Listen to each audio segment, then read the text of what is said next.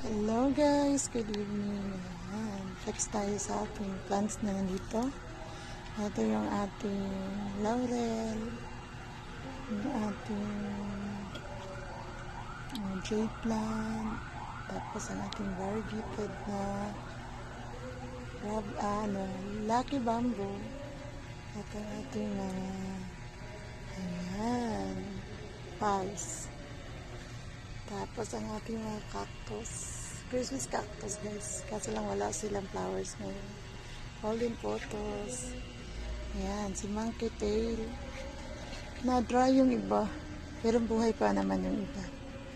Ayan, sana hindi siya sayang. Na-over siguro, na-over ko sa dilig.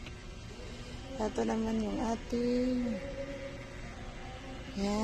mga succulent guys.